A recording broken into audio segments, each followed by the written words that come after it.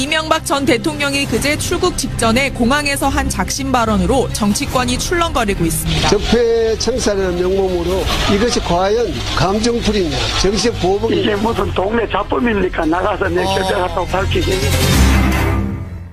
예, 이명박 전 대통령의 목소리, 또 이재호 대표의 목소리 여러분 차례로 들으셨습니다.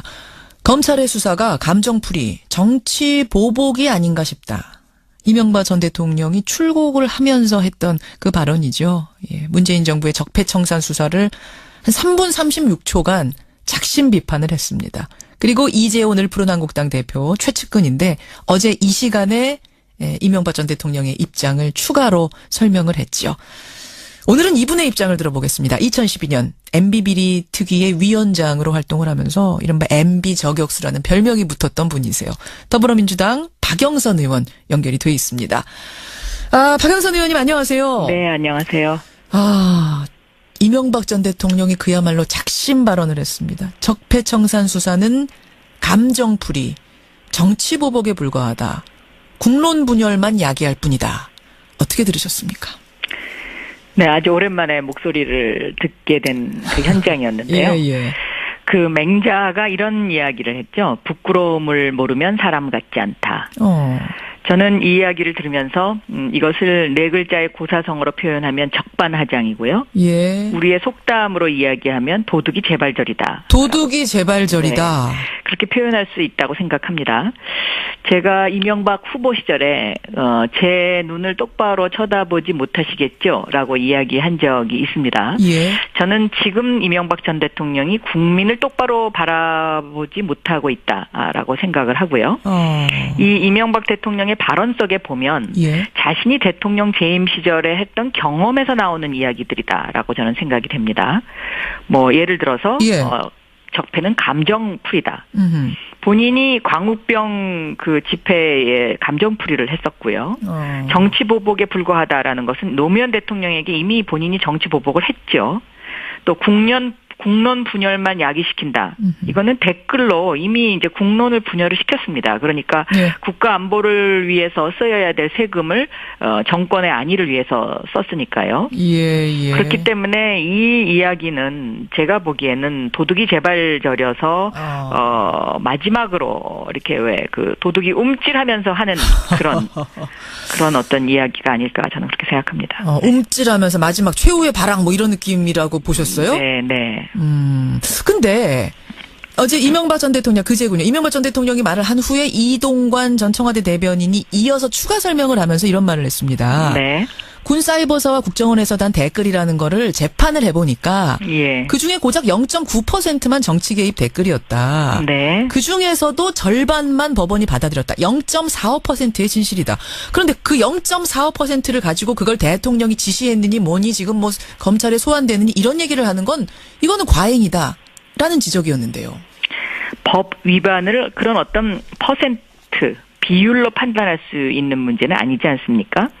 예를 들면 예. 단 한 건만을 위반을 했더라도 그것의 경중에 따라서 형량이 결정되듯이 예. 그런 어떤 그 이동관 대변인의 그 뭐 설명, 추가 설명 이것은 뭐 그냥 그 곁다리의 뭐 그냥 행위였다라는 저는 그런 형식적인 행위 뭐 그 당시에 대변인이었으니까요. 예.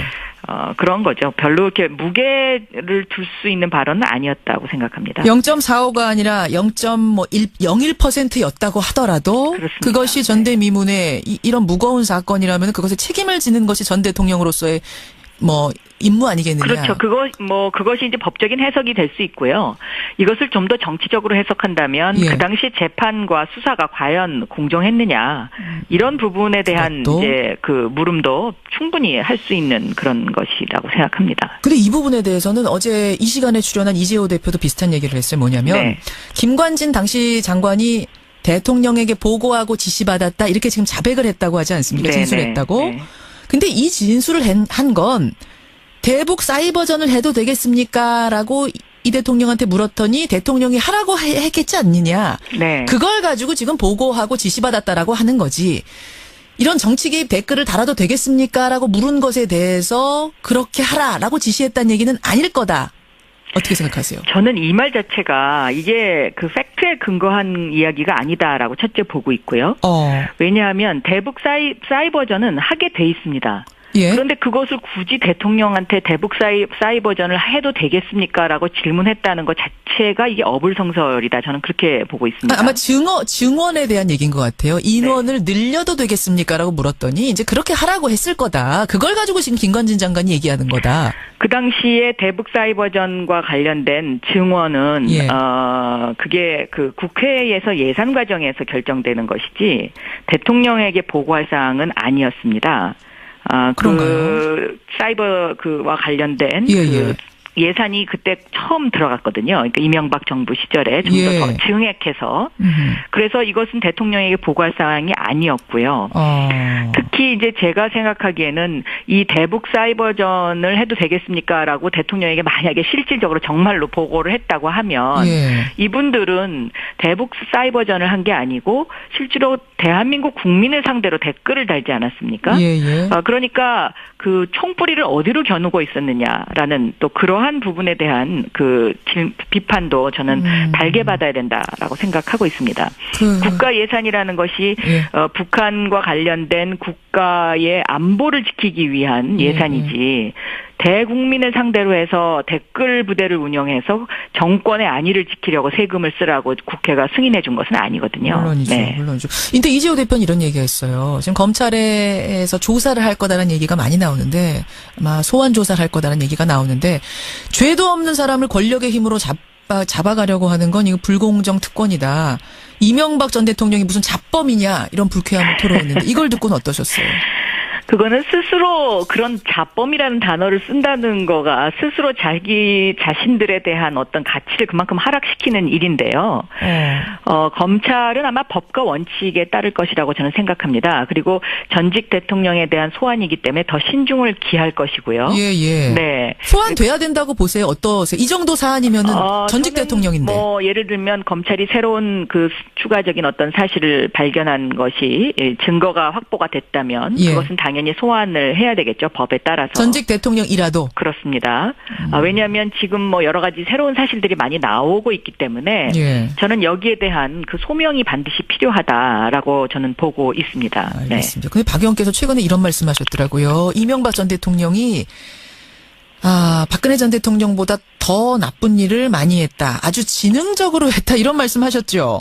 네, 그렇습니다. 국가의 근간을 흔드는 일들을 너무 많이 했죠. 뭐 예를 들면 청와대 내에서 민간인 사찰을 해놓고 그 민간인 사찰한 자료를 다 없애버렸다든가 예를 들면 민정수석실에서 그래서 아마 전직 법무부 장관들이 지금 굉장히 조용하게 있지 않습니까? 이 법무부 장관들이 상당히 굉장히 떨고 있을 거라고 저는 생각하고요. 왜요? 법을 많이 어겼으니까요. 국가의 근간을 흔드는 일들을 본인들이 직접 알면서 묵인했거나 아니면 뭐 그것을 넌지시 뭐 그냥 이렇게 통과시켰다는 그런 그 일들을 했기 때문에 실제로 저는 굉장히 많이 떨고 있을 거라고 생각하고 사석에서 우리가 감옥 갈지도 모른다는 이야기를 하고 계신다는 이야기를 제가 들은 바 있습니다. 이명박 정권 당시 법무부 장관들끼리 만나면? 그렇습니다. 법무부 장관들끼리라기보다는 그 법무부 장관과 관련된 법조계 인사들, 친구분들, 뭐 이런 분들의 전언에 의하면. 당시 법무부 장관이 나 감옥 갈지도 몰라라고 이런 이야기를 사석에서 하더라 걱정을. 그렇습니다. 왜냐하면 정말 실질적으로 법을 너무 많이 어기지 않았습니까? 뭐 예를 들면 간첩 조작 사건도 있었고요. 또 이 지금 국정원의 이 지금 일어나는 그 각종 일들 이런 것에 씨앗을 제공한 정권이죠. 알겠습니다. 제가 사실 이 질문을 왜 드렸냐면은 지능적이란 말씀하셨잖아요. 박 의원이. 정두원 전 의원 이분은 MB의 최측근이었다 결별을 한 분인데 이분이 어떤 얘기를 했냐면 MB는 흔적을 남기지 않는 사람이다. 검찰 수사가 쉽지 않을 거다라는 얘기를 했습니다.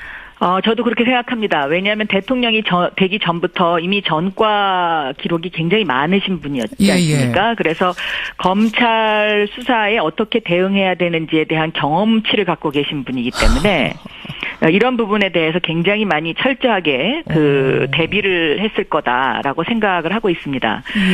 그래서 지금 국민들의 어떤 그 우려도 상당히 있다고 생각하는데요. 예. 그러나 저는 검찰을 믿어야 된다고 생각하고 다만 제가 한 가지 우려가 되는 것은 아직도 검찰 내부에 그 BBK와 관련된 핵심 그 당시에 수사 검사 이른바 정치 검찰이 존재하고 있습니다. 무혐의 줬던 사람들이요. 네. 그리고 MB로부터 특혜를 받았던 사람들이 상당히 간부에 포진하고 있는데 이 부분이 조금 우려가 되긴 합니다. 그러나 이것을 국민의 힘으로 저는 이겨내야 된다. 그리고 정의를 올바로 세우는 검찰로 거듭날 수 있는 계기가 돼야 된다라고 저는 보고 있습니다. 알겠습니다. 시간이 별로 없지만 박영선 의원 나오셨으니까 제가 이 질문 하나만 좀 드리고 끊을게요. 박 의원님. 네. 서울을 걷다 프로젝트라는 걸 진행하고 계시더라고요. 네, 3번째 했습니다. 예, 네. 이거 어떤 건가요? 이것은 그동안 우리가 이제 서울을 너무 모르고 있지 않았냐. 그리고 서울의 장점이 많은데 이것을 우리가 그냥 너무 무시하고 있었던 것 아닌가 하는 생각에서 지금까지 3번 했습니다. 덕수궁, 정동길, 그리고 성균관을 했는데. 그야말로 걷는 거예요. 그렇습니다. 그러니까 예를 들면 성균관 같은 것은 그 영국의 옥스퍼드보다도 훨씬 더 오래된 세계 최초의 대학인데 우리가 그것을 모르고 있었다라는 거죠. 그래서 이 서울을 보다 더 경쟁력 있는 도시, 매력 있는 도시로 만들기 위해서 우리가 함께 걸어보자. 뭐 이런 겁니다. 네. 그래서 이런 이제 서울에 대한 관심, 적극적인 프로젝트도 하고 이러시는 걸 보니까 서울시장 출마하시는 건가? 이런 얘기들 나와요. 혹시 결심하셨어요?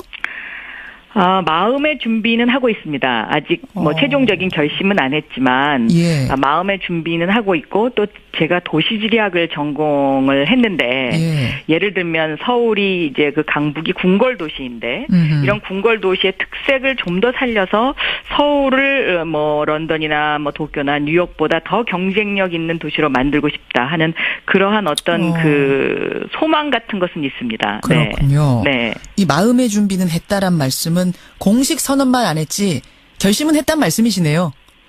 각오는.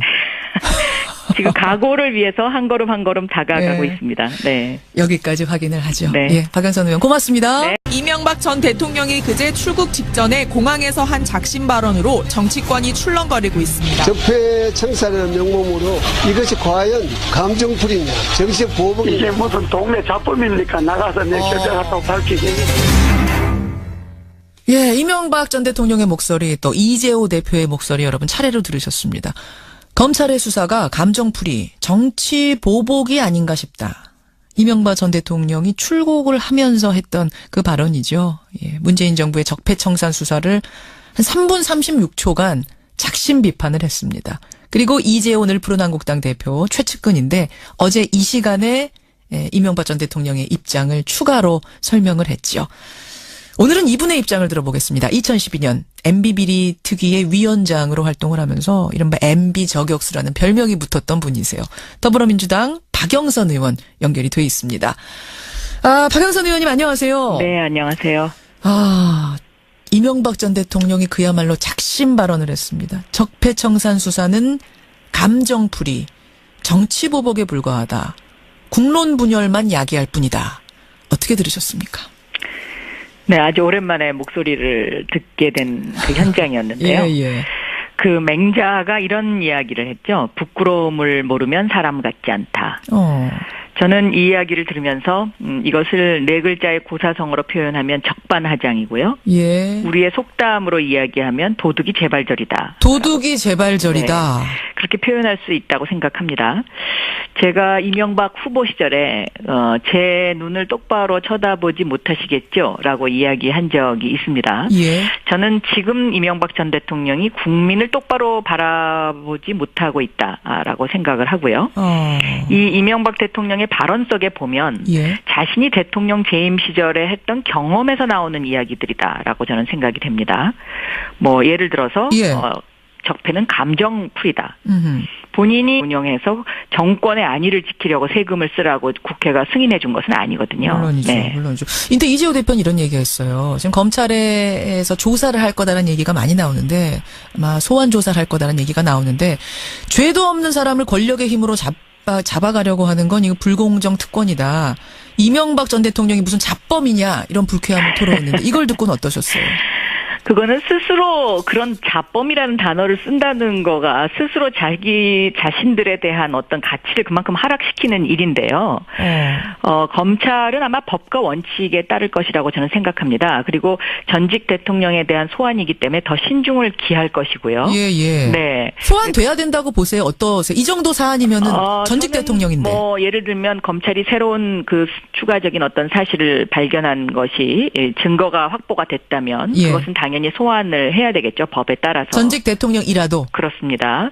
왜냐하면 지금 뭐 여러 가지 새로운 사실들이 많이 나오고 있기 때문에 저는 여기에 대한 그 소명이 반드시 필요하다라고 저는 보고 있습니다. 알겠습니다. 근데 박 의원께서 최근에 이런 말씀하셨더라고요. 이명박 전 대통령이 박근혜 전 대통령보다 더 나쁜 일을 많이 했다. 아주 지능적으로 했다. 이런 말씀하셨죠. 네, 그렇습니다. 국가의 근간을 흔드는 일들을 너무 많이 했죠. 뭐 예를 들면 청와대 내에서 민간인 사찰을 해놓고 그 민간인 사찰한 자료를 다 없애버렸다든가 예를 들면 민정수석실에서 그래서 아마 전직 법무부 장관들이 지금 굉장히 조용하게 있지 않습니까? 이 법무부 장관들이 상당히 굉장히 떨고 있을 거라고 저는 생각하고요. 왜요?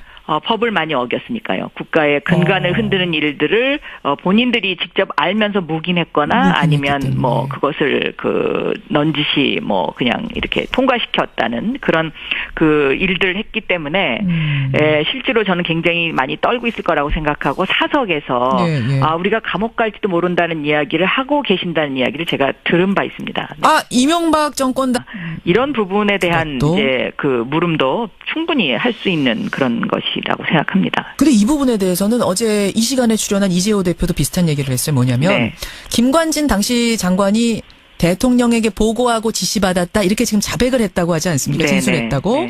근데 이 진술을 한 건 대북 사이버전을 해도 되겠습니까? 라고 이 대통령한테 물었더니 대통령이 하라고 했겠지 않느냐. 그걸 가지고 지금 보고하고 지시받았다라고 하는 거지. 이런 정치 개입 댓글을 달아도 되겠습니까? 라고 물은 것에 대해서 그렇게 하라라고 지시했다는 얘기는 아닐 거다. 어떻게 생각하세요? 저는 이 말 자체가 이게 그 팩트에 근거한 이야기가 아니다라고 첫째 보고 있고요. 왜냐하면 대북 사이버전은 하게 돼 있습니다. 그런데 그것을 굳이 대통령한테 대북 사이버전을 해도 되겠습니까? 라고 질문했다는 것 자체가 이게 어불성설이다. 저는 그렇게 보고 있습니다. 아마 증언에 대한 얘기인 것 같아요. 인원을 늘려도 되겠습니까? 라고 물었더니 이제 그렇게 하라고 했을 거다. 그걸 가지고 지금 김관진 장관이 얘기하는 거다. 그 당시에 대북 사이버전과 관련된 증언은 그게 그 국회에서 예산 과정에서 결정되는 것이지 대통령에게 보고할 사항은 아니었습니다. 그 사이버 그와 관련된 예산이 그때 처음 들어갔거든요. 그러니까 이명박 정부 시절에 좀 더 증액해서. 그래서 이것은 대통령에게 보고할 사항이 아니었고요. 특히 이제 제가 생각하기에는 이 대북 사이버전을 해도 되겠습니까? 라고 대통령에게 만약에 실질적으로 정말로 보고를 했다고 하면 이분들은 대북 사이버전을 한 게 아니고 실제로 대한민국 국민을 상대로 댓글을 달지 않았습니까? 그러니까 그 총뿌리를 어디로 겨누고 있었느냐라는 또 그러한 부분에 대한 그 비판도 저는 달게 받아야 된다라고 생각하고 있습니다. 국가 예산이라는 것이 북한과 관련된 국가의 안보를 지키기 위한 예산이지 대국민을 상대로 해서 댓글 부대를 당시 법무부 장관들끼리 만나면 그렇습니다. 법무부 장관들끼리라기보다는 그 법무부 장관과 관련된 법조계 인사들, 친구분들, 뭐 이런 분들의 전언에 의하면. 당시 법무부 장관이 나 감옥 갈지도 몰라라고 이런 이야기를 사석에서 하더라 걱정을. 그렇습니다. 왜냐하면 정말 실질적으로 법을 너무 많이 어기지 않았습니까? 뭐 예를 들면 간첩 조작 사건도 있었고요. 또 이 지금 국정원의 이 지금 일어나는 그 각종 일들 이런 것에 씨앗을 제공한 정권이죠. 알겠습니다. 알겠습니다. 제가 사실 이 질문을 왜 드렸냐면은 지능적이란 말씀하셨잖아요. 박 의원이. 정두원 전 의원 이분은 MB의 최측근이었다 결별을 한 분인데 이분이 어떤 얘기를 했냐면 MB는 흔적을 남기지 않는 사람이다. 검찰 수사가 쉽지 않을 거다라는 얘기를 했습니다. 저도 그렇게 생각합니다. 왜냐하면 대통령이 되기 전부터 이미 전과 기록이 굉장히 많으신 분이었지 않습니까? 그래서 검찰 수사에 어떻게 대응해야 되는지에 대한 경험치를 갖고 계신 분이기 때문에 이런 부분에 대해서 굉장히 많이 철저하게 대비를 했을 거다라고 생각을 하고 있습니다.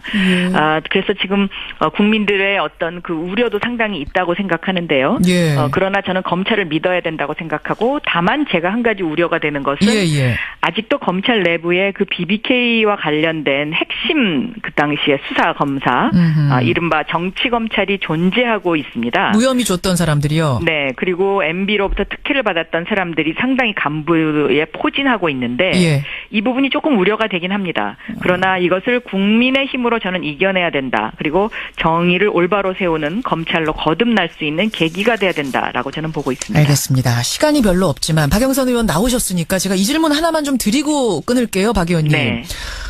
서울을 걷다 프로젝트라는 걸 진행하고 계시더라고요. 네, 3번째 했습니다. 네. 이거 어떤 건가요? 이것은 그동안 우리가 이제 서울을 너무 모르고 있지 않았냐. 그리고 이 광우병 그 집회에 감정풀이를 했었고요. 정치보복에 불과하다라는 것은 노무현 대통령에게 이미 본인이 정치보복을 했죠. 또 국론 분열만 야기시킨다. 이거는 댓글로 이미 이제 국론을 분열을 시켰습니다. 그러니까 국가 안보를 위해서 써야 될 세금을 정권의 안위를 위해서 썼으니까요. 그렇기 때문에 이 이야기는 제가 보기에는 도둑이 재발절여서 마지막으로 이렇게 왜 그 도둑이 움찔하면서 하는 그런 어떤 이야기가 아닐까 저는 그렇게 생각합니다. 움찔하면서 마지막 최후의 발악 뭐 이런 느낌이라고 보셨어요? 네. 근데 어제 이명박 전 대통령, 그제군요. 이명박 전 대통령이 말을 한 후에 이동관 전 청와대 대변인이 이어서 추가 설명을 하면서 이런 말을 했습니다. 네. 군사이버서와 국정원에서 단 댓글이라는 거를 재판을 해보니까 그중에 고작 0.9%만 정치 개입 댓글이었다. 네. 그중에서도 절반만 법원이 받아들였다. 0.45%의 진실이다. 그런데 그 0.45%를 가지고 그걸 대통령이 지시했느니 뭐니 지금 뭐 검찰에 소환되느니 이런 얘기를 하는 건 이거는 과잉이다. 라는 지적이었는데요. 법 위반을 그런 어떤 퍼센트 비율로 판단할 수 있는 문제는 아니지 않습니까? 예를 들면 단 한 건만을 위반을 했더라도 그것의 경중에 따라서 형량이 결정되듯이 그런 어떤 그 이동관 대변인의 그 뭐 설명, 추가 설명 이것은 뭐 그냥 그 곁다리의 뭐 그냥 행위였다라는 저는 그런 형식적인 행위 뭐 그 당시에 대변인이었으니까요. 그런 거죠. 별로 이렇게 무게를 둘 수 있는 발언은 아니었다고 생각합니다. 0.45가 아니라 0.01%였다고 하더라도 그렇습니다. 그것이 전대미문의 이런 무거운 사건이라면 그것에 책임을 지는 것이 전 대통령으로서의 뭐 임무 아니겠느냐. 그렇죠. 그것이 이제 법적인 해석이 될 수 있고요. 이것을 좀 더 정치적으로 해석한다면 그 당시 재판과 수사가 과연 공정했느냐.